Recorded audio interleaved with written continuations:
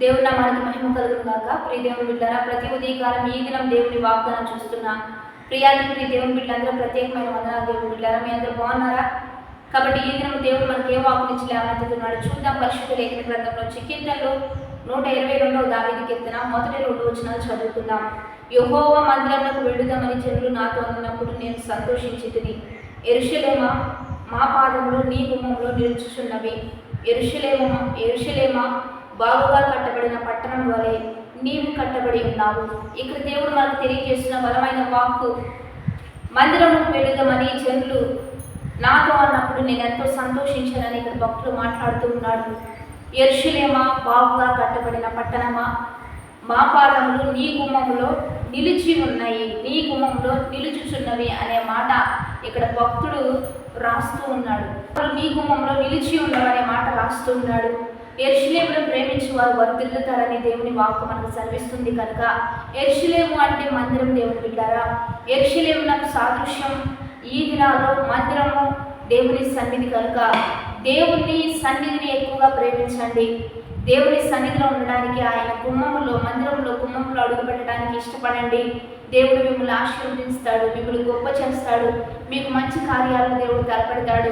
ఎందుకంటే జనులు ఈరోజు ఆదివారం పరిశుద్ధ దినము కనుక మందిరానికి వెళ్ళే దినమని మనకు తెలుసు కనుక అనేకులు మనతో తెలియచెప్పినప్పుడు మనం కూడా మందిరంలో గడపడానికి, దేవుని స్తుతించడానికి ఎప్పటికప్పుడు సిద్ధపడుతూ ఉండగా మేలు చేయగోరు మనకి దేవుడు మేలు చేస్తాడు, మంచి చేయగోరు మనకి దేవుడు మంచి జరిగిస్తాడు. కనుక మనం ఏది విత్తుతామో అదే కోస్తామని వాక్యం సెలవిస్తుంది. కనుక ఈరోజు కష్టంలో, ప్రయాసలో, దుఃఖంలో, వేదనలో, అననుకూల పరిస్థితులు ఉన్న మందిరంలో గడపడానికి ఇష్టపడండి.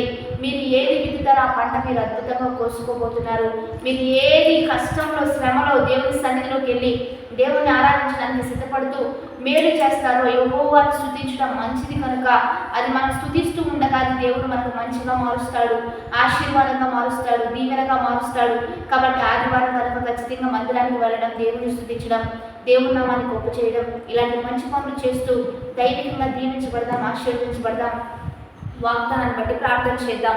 పరిశుద్ధుడా, మహోన్నతుడా, గొప్ప దేవ, ఈ దినం ఎంతమంది వాగ్దానం చూస్తున్నారు, ఈ వాగ్వచనాన్ని బిడ్డల పట్ల రూఢీపరిచయ్యా. ఎంతమంది నీ సన్నిధిలో గడపాలని, నిన్ను ఆరాధించాలని, నీ నామాన్ని గొప్ప చేయాలని ఎంతమంది సిద్ధపడబోతూ ఉన్నారో వారందరినీ దీవించండి, ఆశీర్వదించండి, గొప్ప చేయండి, మేలు చేయండి.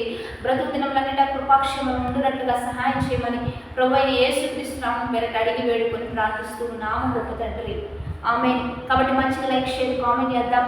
దేవుని నామాన్ని మహింపరుస్తూ 10-20 మందికి పంపుదాం. రెండోదిగా దేవుని బిడ్డలారా, 50 దిన ఉపవాస ఆరాధన జరుగుతూ ఉన్నాయి. ఈ దినం 9వ ఉపవాస ఆరాధన. మీరందరూ కలుసుకోండి.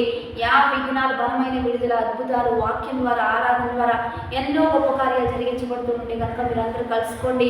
దేవుడు ఎన్నో గొప్ప కార్యాలు జరిగిస్తాడు కనుక ఆ కార్యాలు పొందుకోవడానికి మీకు అవకాశం ఉన్నప్పుడల్లా కలుసుకుంటూ దేవుని స్తుతిద్దాం. దేవుని నామాన్ని మహింపరచదలిచి ఉంటే జేపీఎం మినిస్ట్రీస్ యొక్క చర్చి ప్రాంగణంలో ఈ ఆరాధన జరుగుతూ ఉన్నాయి. ప్రతిరోజు పగలు 11 గంటలకు ఈ ఆరాధన ప్రారంభించబడతా ఉంటుంది. మీరందరూ కలుసుకోండి, స్తుతిద్దాం, దేవుని నామాన్ని మహింపరుద్దాం. Have a blessed day. Amen.